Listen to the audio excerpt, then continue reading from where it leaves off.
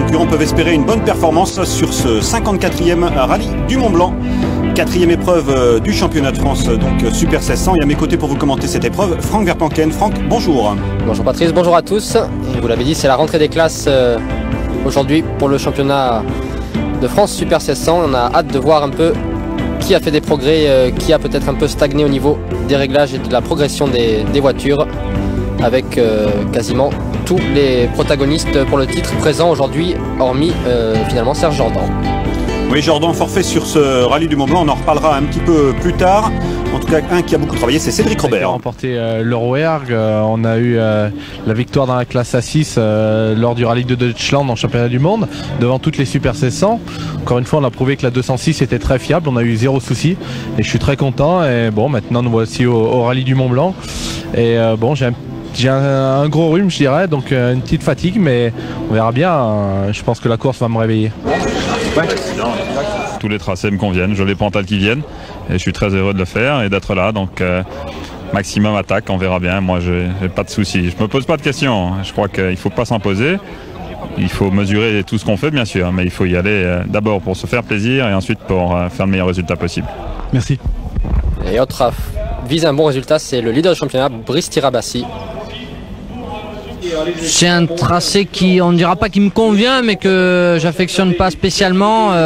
Il y a beaucoup de montées et beaucoup de spéciales avec trajectoire. C'est pas trop mon fort, mais bon. Puis en plus, on a toujours les 30 kg, donc on va balader ça dans les montées et dans les descentes, on va le ressentir sur les freins et les pneumatiques. Mais bon, je vais essayer de compenser au maximum ce handicap.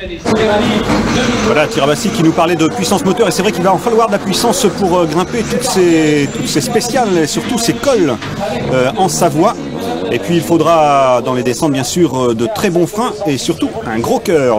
Un petit point en championnat, eh bien on a vu Tirabassi s'élancer, donc leader du championnat pour l'instant, devant Cédric Robert, le vainqueur du dernier rallye du Limousin. Jordan malheureusement forfait donc pour une grosse sortie en essai privé, s'est fracturé de pied le pilote Renault. Donc troisième pilote à s'élancer, eh bien c'est Marc Amourette, actuel 4e du championnat devant Jean-Joseph, le 5e.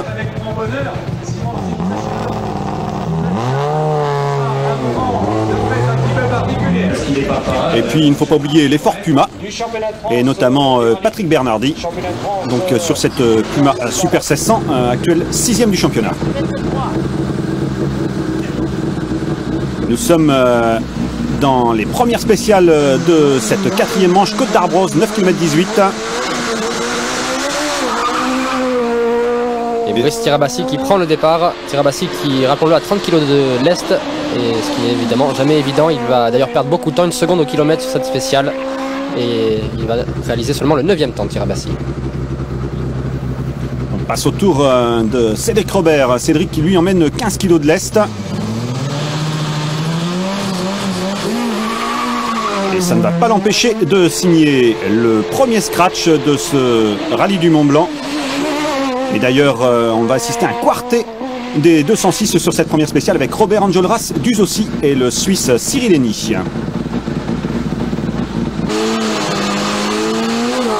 Quartet des Peugeot donc avec une Citroën pas loin derrière, puisqu'Amourette, que l'on voit ici en action au départ de cette spéciale, va réaliser le 6e temps.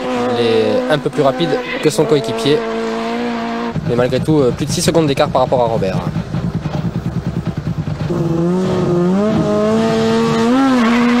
Jean-Joseph au départ de cette première spéciale avec une voiture réglée trop souple. C'est vrai que l'accident de Jordan en essai a compromis la séance de développement de la Clio.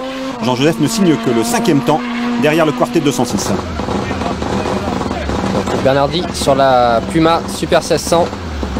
Bernardi qui prend un départ très prudent, qui va quand même concéder plus de 2 secondes au kilomètre. Bernardi donc très loin d'entrer.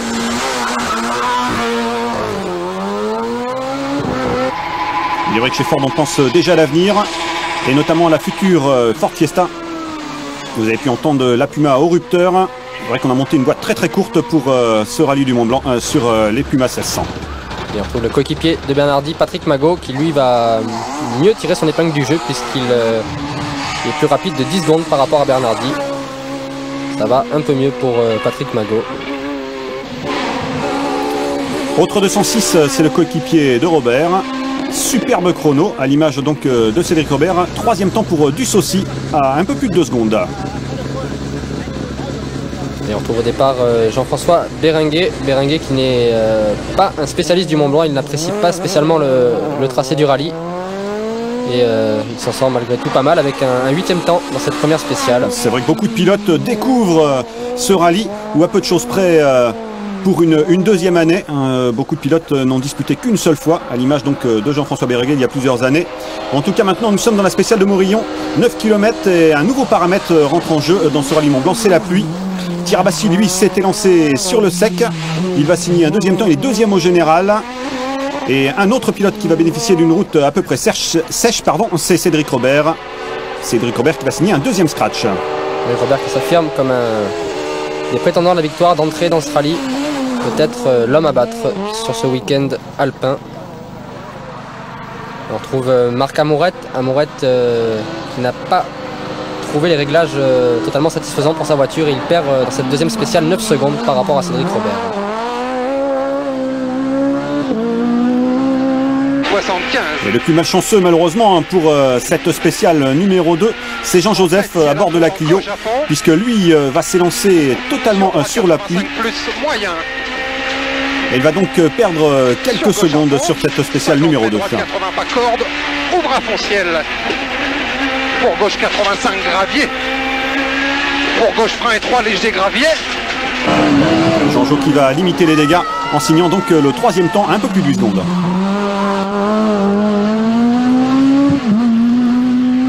Qui n'a pas eu de chance également avec la pluie, c'est Bernardi qui va couvrir quasiment l'intégralité de la spéciale sous la pluie. Il lâche 18 secondes dans cette deuxième spéciale, ça fait quasiment 40 secondes de perdu sur les leaders en 2 spéciales pour le pauvre Bernardi. C'est mal parti pour l'effort Puma et ce n'est pas mieux pour son coéquipier Mago qui lui en lâche 2 secondes supplémentaires. Les Fords sont en dehors du top 10 au général. On retrouve Béringuet lui aussi dans des conditions délicates, il réalise malgré tout le 7e temps. Oui, il aime ça Béringuet, lui le spécialiste des rallyes sur terre, quand ça bouge, quand l'adhérence est précaire, c'est vrai que le Montpellierin, il adore ça. Et bon comportement donc de Jeff Béringuet sur ce début de rallye. Bonne performance également pour Eni le Suisse, qui réalise un 5e temps scratch dans la deuxième spéciale, il est 3e au général, très belle performance donc. On passe sur la dernière boucle de spéciale de cette première journée. La pluie et même le brouillard vont venir donc brouiller les cartes. Brice Tirabassi est en délicatesse avec ses pneumatiques. Il va perdre 2 places au classement général et il terminera la journée à la 4e. Et par contre ça continue de rigoler pour Cédric Robert qui signe de nouveaux temps scratch et qui consolide évidemment sa place de leader provisoire au général. C'est vraiment le sans faute pour Robert pour l'instant.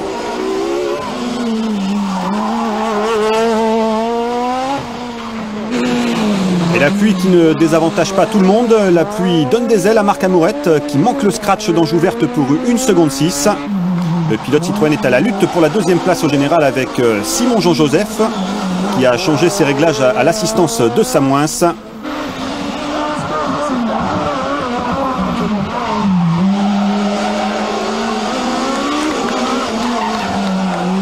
Ces 2 pilotes sont tout de même quand même à plus de 25 secondes de Robert.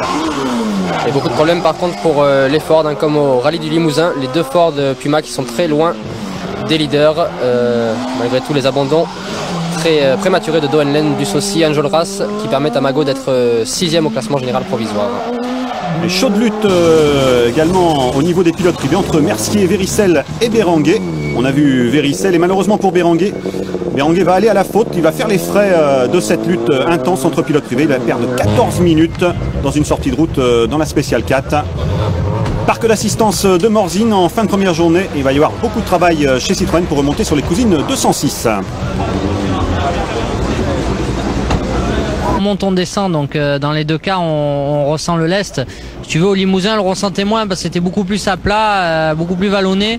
Tandis que là c'est vrai qu'on monte, donc dans la montée on sent et dans la descente on tape dans les freins et dans les pneus, donc c'est plus délicat, mais bon, on fait avec. Et c'est clair, quand on sait ça, c'est surtout quand je rentre dans la voiture et que je vois les poids partout, ça me met un peu en rage, mais c'est comme ça. On trouve l'assistance de Simon Jean-Joseph qui est 2e au général, un très beau 2e au général Jean-Joseph, même s'il n'est pas au maximum, le Martiniquais. C'est en tout cas ce qu'il nous dit. Voilà, on va essayer de retrouver un peu de grippe sur les freins. Tout va bien, on s'est fait plaisir pour l'instant. Le rythme est très très élevé. Cédric est parti comme d'habitude, comme un lion en cage, et il est parti très très vite. Et puis ma foi, Marc et moi on se bagarre. Je crois que derrière il y en a d'autres qui sont très proches de nous, donc ça promet une belle course. C'est sûr que ça prouve à quel point il faut encore beaucoup travailler, même si pour nous, en tout cas avec la Renault Clio, c'est une année d'apprentissage, si je peux m'exprimer ainsi. Je crois que c'est très prometteur, mais il faut encore beaucoup travailler pour se battre contre notre ami le Lion. Et puis on retrouve le leader, Cédric Robert. Demain, on va continuer dans cette optique et j'espère que moi j'irai un petit peu mieux parce que dans la première spéciale, je me regardais conduire, j'étais très faible et je vais essayer de faire une bonne nuit de sommeil et ça ira mieux demain, mais bon, ça marche comme ça, donc voilà. Le soleil est revenu pour la deuxième journée, mais attention aux zones encore humides. Et Robert commence la deuxième journée comme la première avec un bon choix de pneumatique. Il a choisi de chausser des slicks. Il va signer le scratch dans la spéciale numéro 5. Jean-Joseph, lui aussi, s'est bien réveillé en ce deuxième jour. Il signe le scratch dans la spéciale suivante, la numéro 6. Et revient donc à 24 secondes du leader. Réveil difficile par contre pour les Saxos. Et pour Marc Amourette, les pneus retaillés ne tiennent pas la distance. Marc Amourette va perdre 22 secondes sur la première boucle. Et il se fait même remonter par son coéquipier Brice Tirabassi. Brice Tirabassi toujours 4e, mais à 12 secondes de l'autre Saxo.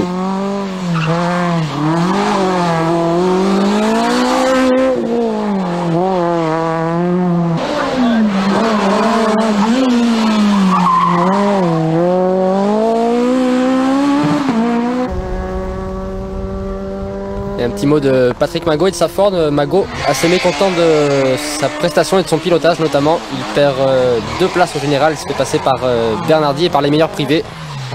Véricel et bien sûr Eddy Mercier, très performant ce week-end.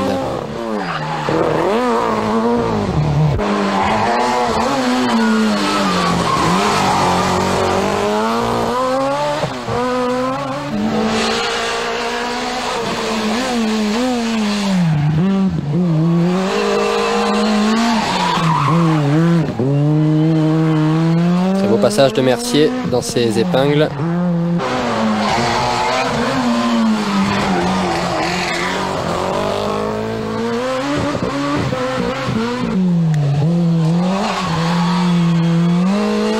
On a donc vu Bernardi et voici Véricel, donc tous ces hommes qui vont profiter des déboires de Magot pour gagner une place au général. Berenguer a pris tout de même le départ de la deuxième étape après sa grosse sortie de fin de première journée. Un seul objectif pour lui et bien sûr c'est finir. Mais il est au-delà de la 80e place. Grosse attaque de Cédric Robert, on l'a vu.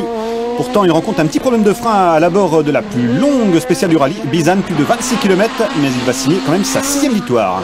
Le problème de frein également pour Simon Jean-Joseph, mais ça ne l'empêchera pas de signer un scratch dans la 8e épreuve spéciale, celle de Fordemont. Une épreuve qu'il avait remportée la veille déjà, puisque c'est le deuxième passage dans cette spéciale.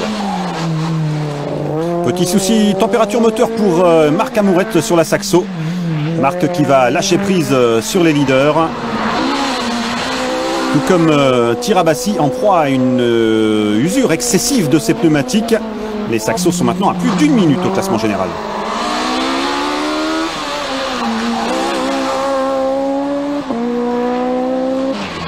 On retrouve Patrick Magot toujours un petit peu en difficulté à la lutte avec Mercier et Véricel, les meilleurs privés de ce week-end. Les Ford en fait qui roulent 7e et 8e, assez loin donc des leaders et en bagarre avec Mercier et Véricel. Et un petit clin d'œil au pilote privé, il le mérite bien sur ce rallye du Mont Blanc. Nous sommes avec Fabien Véricel au volant de sa Clio. Pour frein 50 mètres, épingle droite.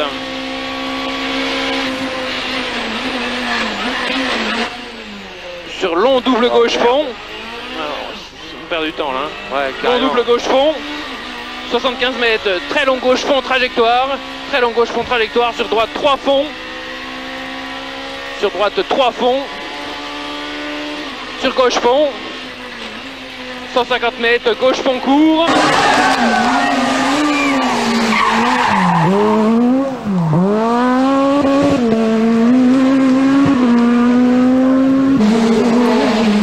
ce milieu de journée, la lutte continue de belle façon entre Robert et Jean-Joseph. Robert qui va signer 2 temps scratch supplémentaires sur les spéciales 9 et 10. Et Jean-Joseph qui ne s'avoue pas pour autant vaincu. Il est dans la même seconde sur les 26 km du deuxième passage de Bizane. Et par contre derrière les Saxos sont à la peine. Par 2 fois elles vont être devancées par la Clio privée de Véricelle. Elles perdent donc pied par rapport à la tête de la course.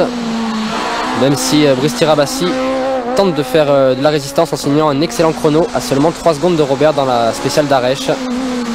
Tirabassi qui semble tenir fermement sa 3e place au général. Mais c'est plus difficile par contre pour Amourette qui a fort à faire pour contenir la Clio privée de Mercier.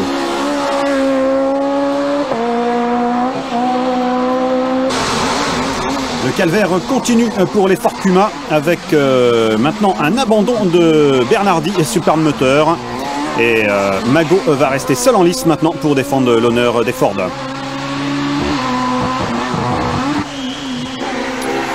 Dernière boucle de spécial pour cette fin de deuxième journée avec la pluie qui vient jouer les troubles fêtes. Jean-Joseph va tenter le tout pour le tout en effectuant un choix de pneus audacieux mais mauvaise pioche pour le Martiniquais. Il va lâcher 11 secondes dans le deuxième passage de Jouplane tout en profitant d'un léger faux pas de Robert dans la suivante. Un Robert qui se montre tout de même impérial et leader et même dominateur de cette 4e manche du championnat de France. Mais bien encore une fois la voiture, 0 souci. Nous on n'a pas fait de faute jusqu'à présent. Là il peut encore tout se passer, il y en a un qui peut faire péter un temps de folie s'il prend des risques à passer sur toutes les cordes. On est parti en aquaplaning plein de fois mais je crois que Michelin a sorti un pneu extraordinaire. En tout cas c'est la première fois qu'avec une 1600 cm3 et des pneus comme ça je suis aussi bien et aussi à l'aise. Donc c'est vrai qu'on avait fait des belles choses pour le rallye des Cévennes. On avait fait des 3e temps scratch à quelques secondes de Bugalski. Mais là je crois que la voiture est fabuleuse. Et si on avait pu faire un temps sympa, ça me ferait plaisir. On va écouter Jean-Joseph, 2e à 27 secondes 6 de Robert.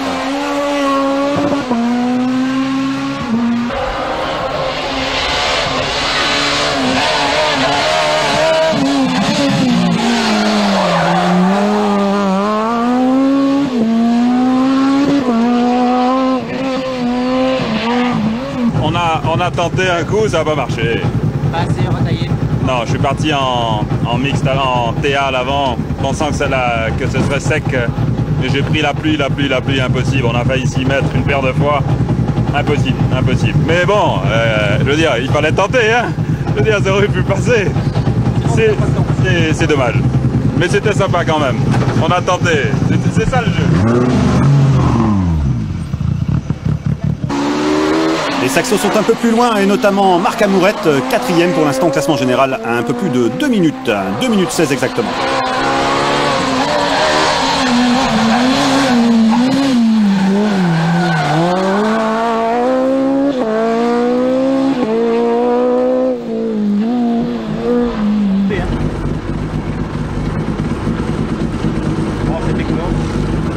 Le début de la spéciale il pleuvait très fort.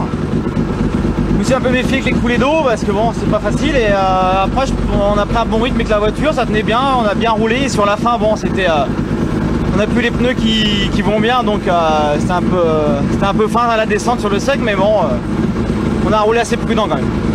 Il reste une spéciale, un premier bilan. Ouais, bon, on a passé une très mauvaise journée, on a fait un seul bon temps.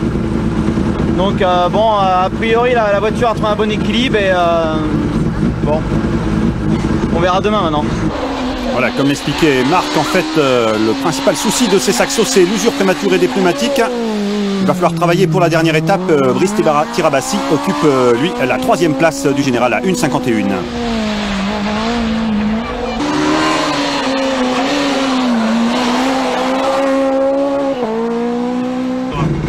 Ça va?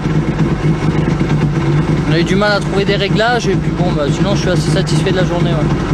On a évolué tout au long donc c'était bien. Allez, on se fait un petit plaisir pour cette dernière journée, dernière étape du rallye de Mont-Blanc. Nous sommes en caméra embarquée avec le leader de la course, Cédric Robert, sur la 206. 50 mètres, droite-gauche 85 plus. Droite, gauche, 85 plus, droite à fond. Gauche, droite, 30 moins épingle. 20 mètres. Gauche à fond. Pour droite, 80 plus plus. Pour droite, 80 plus plus. Gauche à fond, 50 mètres. Gauche, 30 épingles. Gauche, 30 épingles. 50 mètres. Droite, 30 plus, épingle loin. Et lisse sacrifié. 100 mètres. Gauchy, 100 mètres. Droite, gauche, 80, très lisse. Humide le droit. 10 mètres, droite, 80. 10 mètres, droite, 80.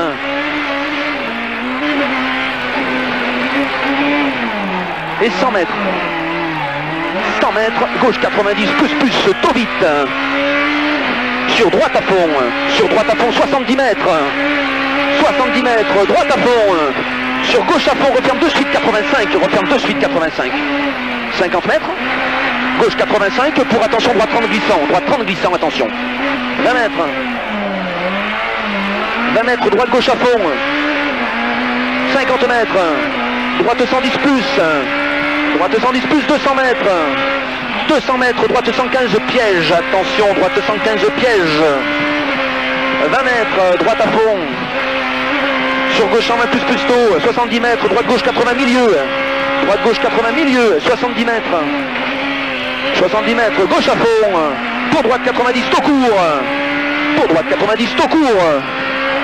Gauche à fond. Droite 95, 20 mètres, gauche à fond. Pour gauche à fond, pour droite 90 plus. On se lasse pas de ces images en caméra embarquée.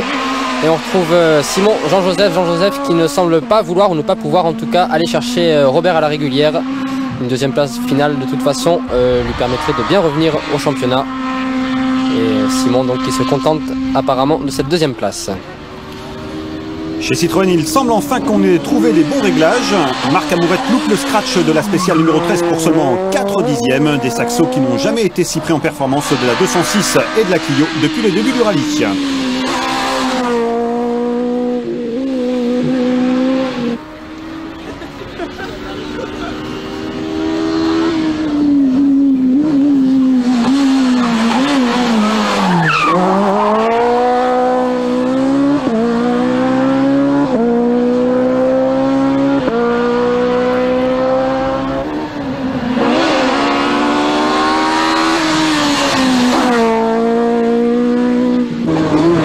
Dans le classement, c'est la Clio privée de Eddy Merckx qui connaît des problèmes mécaniques, problèmes électriques en fait, et ça permet à Patrick Magot, que nous avons actuellement à l'image, de remonter à la 5e place au général, mais à plus de 7 minutes du leader Cédric Robert.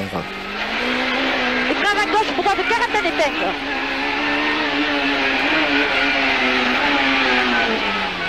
Sur gauche à 25 là, on ferme léger corde.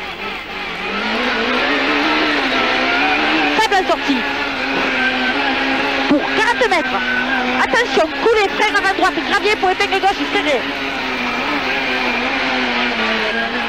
Droite tapant, pour gauche à 20 bornes, très long, tourne, à gravier.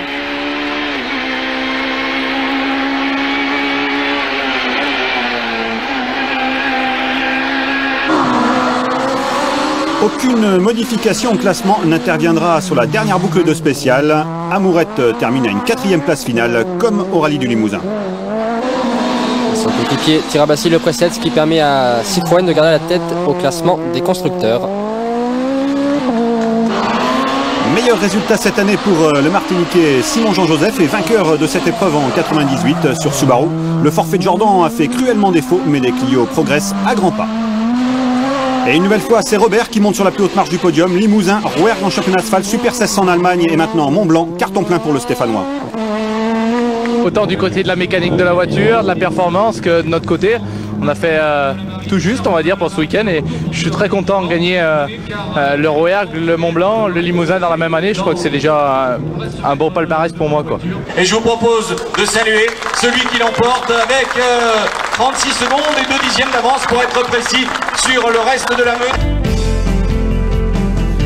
Voilà, avec des images magnifiques donc de cette 4e manche et notamment une image au ralenti donc de cette 206 magique de Cédric Robert. À noter la victoire d'Henri en challenge saxo.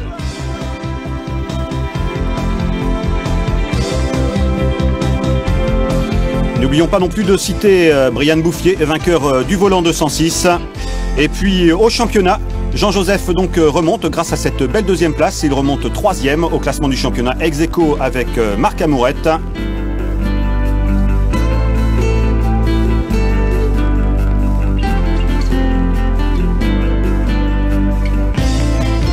Cédric Robert, donc deuxième victoire consécutive cette année, reste deuxième au championnat, mais l'écart se resserre avec Brice Tirabassi. Il n'y a plus que 6 points d'écart. Franck, merci à tous de nous avoir suivis sur AB Moteur. On se retrouvera sur une autre manche, ce sera le rallye du Touquet. Salut! Salut à tous, à bientôt sur AB Moteur.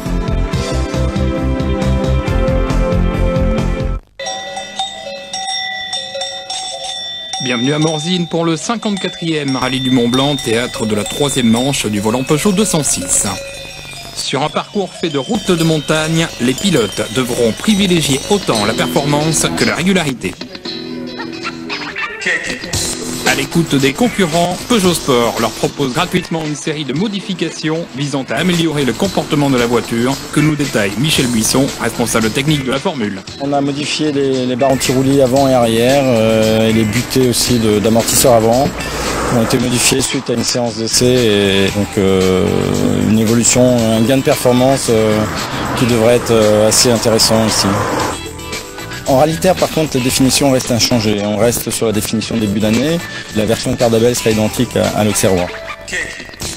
Peut-on s'attendre à d'autres modifications plus profondes, touchant notamment la partie moteur? C'est difficile de faire des évolutions moteurs parce que ça devient très coûteux après. Donc pour les formules de promotion, il faut toujours que le coût de la modification soit quand même abordable. Et on cherche à trouver le meilleur pilote, pas le plus riche. Donc il faut toujours garder ça en mémoire.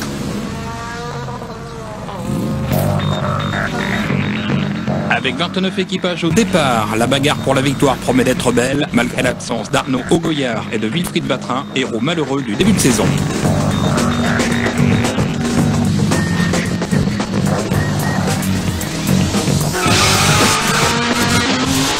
Quatre épreuves spéciales figurent au menu de la première étape, permettant de dégager une hiérarchie pleine d'enseignements. Malgré un mauvais choix de pneus lors des deux premières spéciales, Brian Bouffier, déjà vainqueur du rallye du Limousin, s'empare du fauteuil de leader lors de cette première journée, confirmant qu'il est bien l'homme en forme du moment.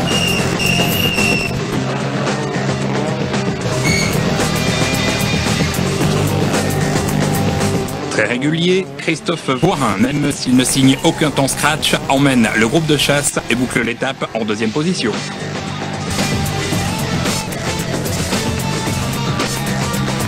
Au volant d'une voiture neuve, Olivier Marty, une fois trouvé les bons réglages, signe le meilleur temps dans la dernière spéciale du jour et termine 3e de l'étape.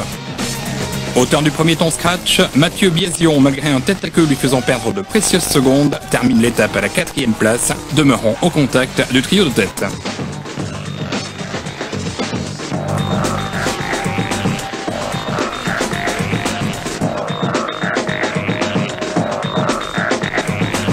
Pas très à l'aise, Loïc Chatillon, le leader du classement du volant, ne termine que 11e.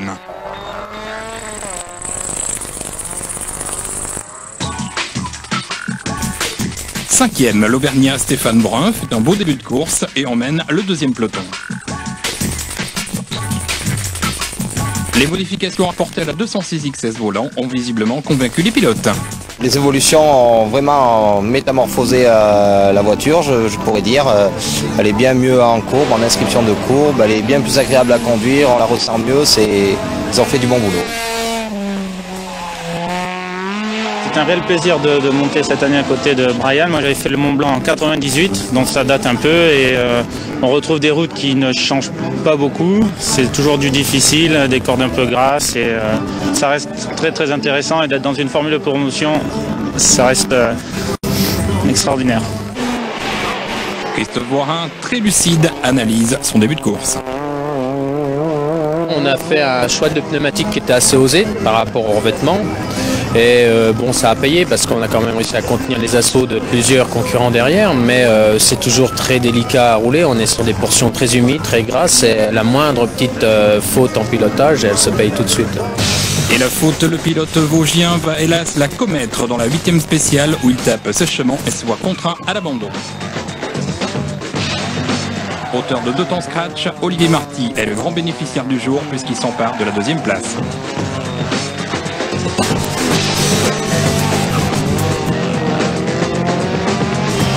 Bonne opération aussi pour Mathieu Biasion qui vient compléter le podium à l'issue de cette 2e étape.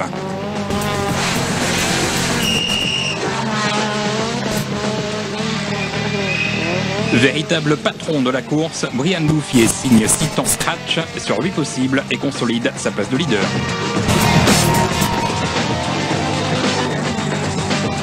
De plus en plus à l'aise, Jean-Yves Requin remonte à la 4e place, se rapprochant du podium.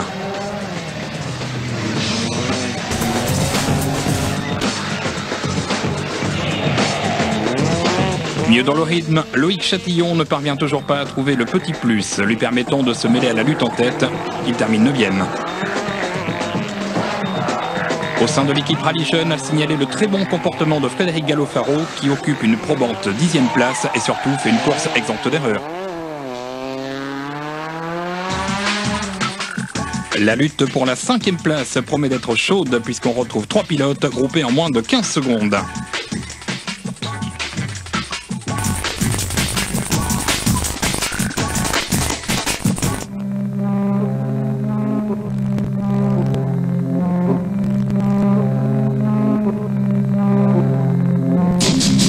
La sélectivité du parcours rend le rôle de l'assistance encore plus prépondérant.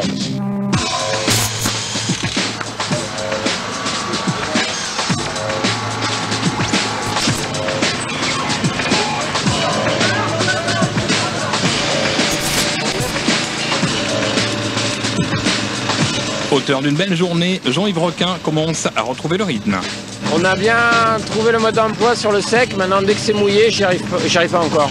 Je trouve que l'auto est assez difficile à conduire, elle a beaucoup d'inertie. Donc pour le moment j'ai du mal vraiment sur le mouillé. Mais sur le sec, ça commence à venir. J'ai quasiment retrouvé le rythme de l'an passé, mais il manque encore un chouï, un peu de roulage. Plus à l'aise sous la pluie, Mathieu Biasion finit l'étape en trombe. La 11e spéciale était assez difficile, il y avait pas mal de brouillard, beaucoup de pluie. Bon, j'aime bien conduire dans ces conditions. Peut-être qu'on a eu un petit peu plus de chance que les concurrents qui partaient derrière nous, mais bon, ça c'est les aléas de la course. Donc il faut savoir en profiter. Aujourd'hui c'était nous, demain ça sera peut-être eux. Donc bon, je pense qu'on a fait une bonne petite journée. Stéphane Brun a été victime d'une mésaventure qui aurait pu se terminer plus mal. On a pris la tempête et on a perdu la rampe de phare. On a les phares qui sont tombés, enfin ils étaient dans le vague, c'était tout dégratté. Donc il a fallu que je m'arrête pour la remettre dessus, on l'a ragratté comme ça et on est reparti. On a pris le brouillard, on avait l'impression qu'on avait lâché le lac là-haut, on était vraiment... la voiture a glissé, elle était intenable. Donc on a résisté, mais bon, on perd facile 40 secondes quoi. Donc on va voir les classements ce que ça donne.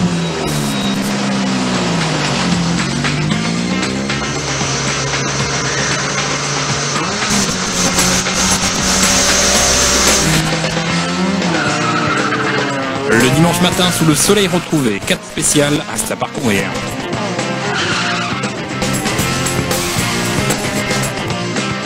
Toujours aussi dominateur, Brian Bouffier termine en beauté, signant 2 temps scratch, dont celui de la dernière spéciale. Le pilote dromois finit 9e au classement général du rallye et premier du volant 206. Enfin à l'aise au volant de sa 206 XS, Jean-Yves Requin signe son premier temps scratch de la saison et termine 3e malgré une touchette dans la dernière spéciale. Confirmant l'étendue de son talent, Henri Venturini signe également un temps scratch et remonte à la 5e place. Victime d'un problème mécanique dans la dernière spéciale, Mathieu Biasion chute à la 7e place alors que le podium lui semblait acquis. André Siro, leader des Gentleman Drivers, rentre lui aussi dans le top 10 au terme d'un parcours sans faute. Mis à part Frédéric Cappuccio et Christophe Voirin, tous les favoris sont bien présents à l'arrivée.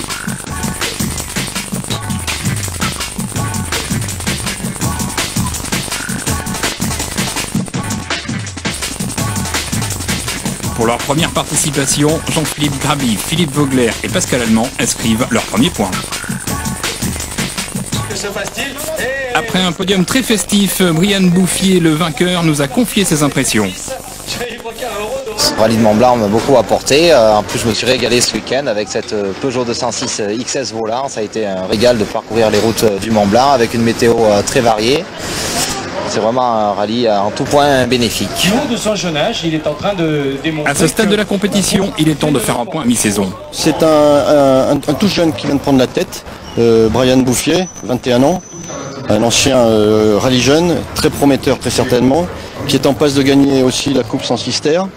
On peut s'apercevoir que sur ce rallye en particulier, on a quand même des anciens, puisque le terrain était relativement difficile.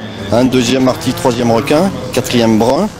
Mais les perfs, elles sont faites cette année par des jeunes. On pense à Arnaud Goyard, on pense à Frédéric Capuccio et bien sûr Brian Bouffier. Corrado Provera ou Jean-Pierre Nicolas, vous le confirmerez. On ne trouve pas des jeunes tous les ans, hein. C'est 8 ans, 10 ans, 12 ans. Là, il se peut qu'un Brian Bouffier, qu'il ait le profil vraiment pour aller très loin. Si jamais il avait la chance de gagner cette année, on le lui souhaite, il serait directement incorporé en Super 1600 et après tout est permis. Grâce à sa victoire, Brian Bouffier s'empare de la tête du classement provisoire du volant 206. Henri Venturini profite de l'abandon de Christophe Voirin et de l'absence de Wilfried Vatrin pour s'installer à la 3e place. 11e, Philippe Aragno est toujours le mieux placé des pilotes rallye jeunes.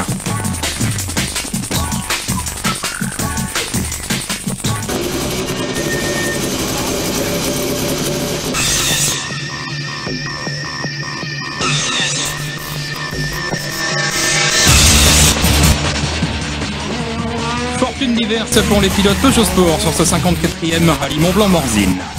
Guilhem Dessaucy sort de la route dans la 3e spéciale et abandonne. Cédric Robert, en phase avec le terrain et sa 206 Super 1600, domine les débats. Il remporte une nouvelle victoire et se replace pour le titre de champion de France.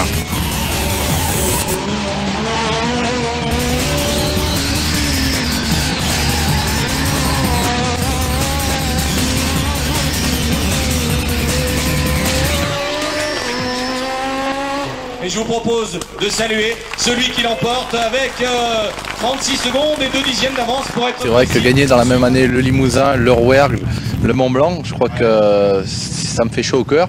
Puis je suis très content parce qu'on a prouvé que la 206, autant sur des routes sales que sur des routes très propres, elle est efficace.